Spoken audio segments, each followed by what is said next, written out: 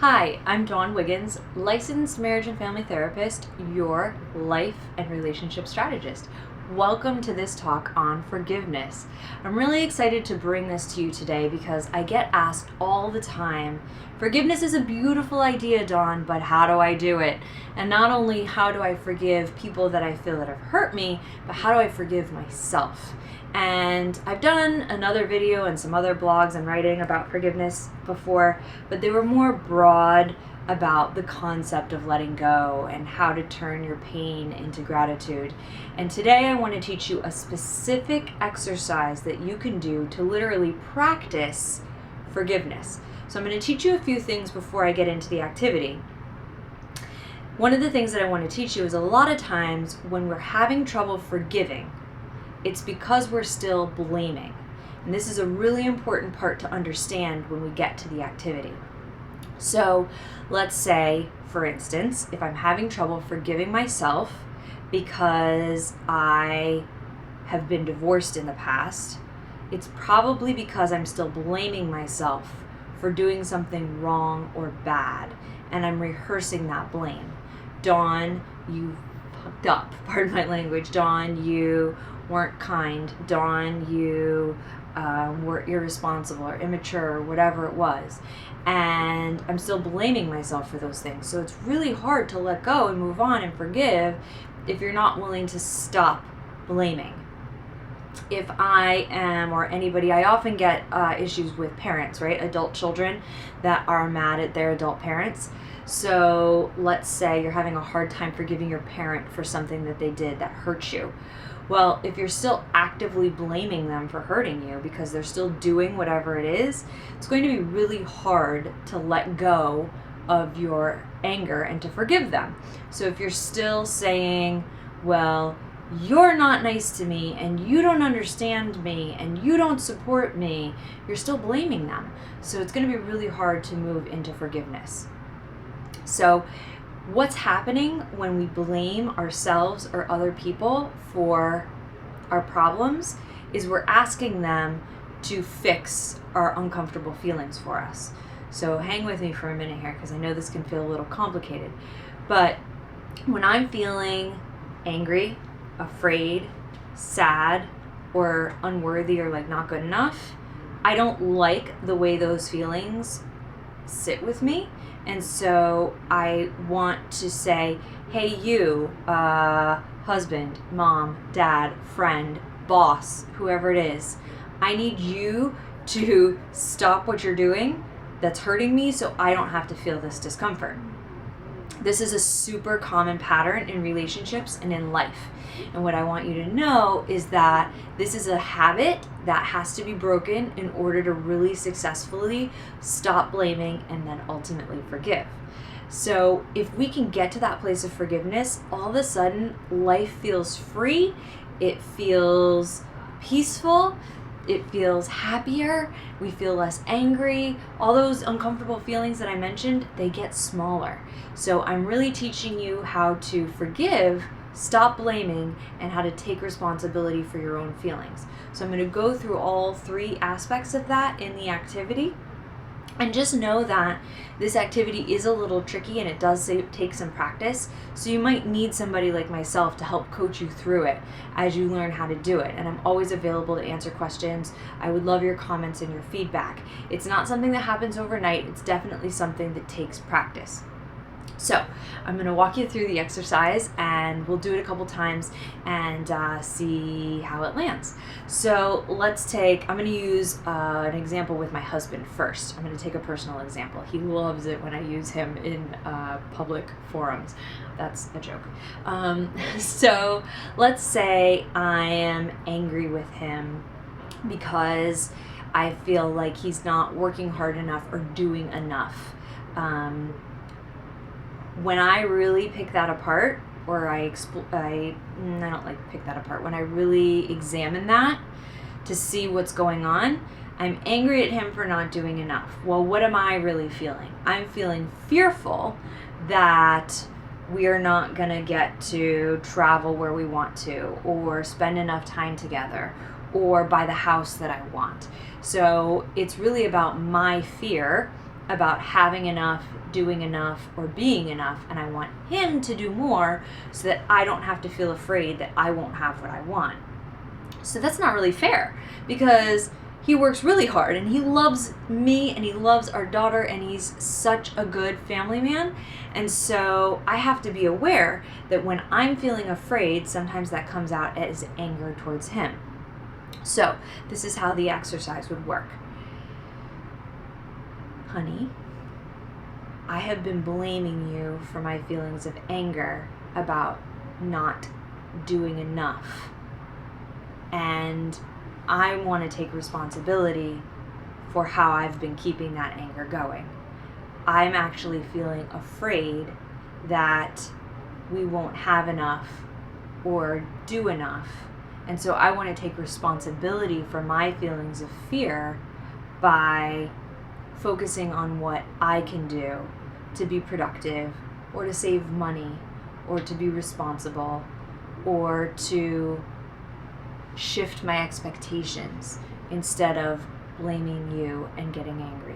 So I take responsibility for my feelings of fear and anger by shifting my expectations, by doing what I can to create abundance in our family. And I forgive you for, let's say, because this is really important, it needs to be the specific behavior. A lot of times people get trapped by, they want to say, I forgive you for making me feel angry and scared. That's the wrong answer. It's, I forgive you for not always acting the way I ask. So it's a specific behavior, not making me feel a certain way. So just because I ask him to do something doesn't mean he's obligated to do it. And it's not fair for me to blame him, especially if he wasn't in agreement with it in the first place. So let's walk through that one more time. Honey, I have been blaming you for my feelings of anger and fear, and I've been keeping that anger and fear going by maybe buying too many shoes or putting too much of an expectation on where we're going to be in the next 5 years. And I'm going to take responsibility for my fear and my anger by being responsible financially and working together with you to plan for our future. And I forgive you for not always performing the way I say that you should perform so that I can feel better. Does that make sense? I hope so. All right, let's go to another example. So we're going to use the example of with parents, because I get this one a lot in therapy. Where an adult child or even a teenager might really feel angry for something that a parent is doing. So let's take an example of a child who feels, an adult child, who feels criticized or not accepted or worthy or enough to their parent because their parent is highly critical or always sends the message that you need to do things differently, like you need to have a different job, or you need to lose weight, or you need to work harder or parent differently, or you need to not color your hair purple, or you need to whatever it is, right? So then it would be important to understand, well, how am I keeping those things going? If my parent is criticizing me and they're not accepting me, how do I do that to myself? How am I keeping it going? Do I, in my mind, in my heart, on myself, do I criticize myself? Like, have I taken on that critical voice? In my life, do I maybe withdraw and keep myself as an outsider because I don't feel good enough? Do I maybe hold back in social situations or not open up to people close to me because I'm afraid of getting rejected? So the answer could be different for different people based on their experience, but I'm going to walk you through the exercise now. So, Mom, Dad, I have been blaming you for my feelings of not being good enough and my anger for your criticism.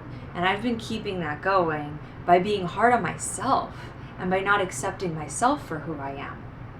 And so I'm going to take responsibility for my feelings of not being good enough and for being angry by choosing to be kinder to myself, by choosing to let go of other people's expectations, by learning how to not be affected by judgments or opinions of other people. And I forgive you for not always accepting me as I am. I really hope that one landed, because that one can be so powerful in your life. It's really about learning how we continue hurting ourselves, and it keeps the pain going and it makes us suffer more instead of being able to release it and forgive it. And when we go through this 3-step activity or exercise and we say, I forgive you for, it may not feel genuine at first, and that's okay. It doesn't have to feel genuine. It's with time, the more that we recognize the relationship between how we blame others, how we want them to change so that we can feel better, and start to figure out ways that we can take responsibility for our own feelings, the more those dots start to connect, the more authentic it feels to say, I forgive you. Because we're no longer looking for an outside solution to an inside problem. And we start to feel really strong and empowered that we can be happy no matter what other people think of us. So trust the process, know it takes practice, and it's okay if it's not authentic in the beginning. So I want to go through one more exercise with you, same exercise, but I'm going to work on self-forgiveness, because at the root of forgiveness is typically I'm having a hard time letting myself off the hook for something, and I feel guilty and I feel embarrassed and maybe anxious, and I blame myself, and maybe a lot of people talk about having dreams and reoccurring intrusive thoughts. And so I'm going to walk through the activity around self-forgiveness. I'm going to use an example from my own life. So in this instance, it would be Dawn. I have been blaming you for my feelings of guilt and unworthiness because you messed up your first marriage and you got divorced. And I have been keeping those feelings of guilt and unworthiness going by repeating hurtful things in my own mind, by rehearsing all the things that I did wrong, by being afraid that the people in my life that love me, or the people that see me on YouTube, or my clients, are going to judge me for having made those mistakes and not being a perfect person. I've been keeping that unforgiveness going by being affected by judgment. So I'm going to take responsibility for my feelings of guilt and unworthiness by choosing to accept myself as a flawed human being and say, hey, it's okay to not be perfect. I'm going to take responsibility for my feelings of unworthiness and guilt by consciously changing the things that I did in that marriage that were hurtful and were destructive, and I'm going to consciously work to not do those things in my life today in any relationship. And in that way, I can take responsibility for who I am and how I feel, and I can let the past go. And then finally, Dawn, I forgive you for not being the best wife that you could have been, or that you wish you had been, that I wish I had been. Dawn, I forgive you for not always being kind, for not always being honest, for not always being compassionate. And I acknowledge your efforts to do it differently. And so that's what I would repeat to myself over and over again to practice forgiving myself. Recognizing, yes, did I screw up, and do I have something that I need to own and forgive? Hell yeah. How am I keeping that going in my own life? And then forgiving myself for it and living in the solution. So I hope that I've set it up for you, the steps that it takes to learn a little bit about how you blame, how you wish that other people would act differently so you didn't have to feel the painful feelings, and how to move through the 3-step process of practicing forgiveness. So that's identifying what you're blaming, taking responsibility for your own feelings with specific action, and then saying, I forgive you. I would love it if you left a comment, hit a thumbs up if this was helpful at all, and please subscribe to my channel so that you can learn more about your life and relationships and how to feel happy and satisfied. Thanks for watching.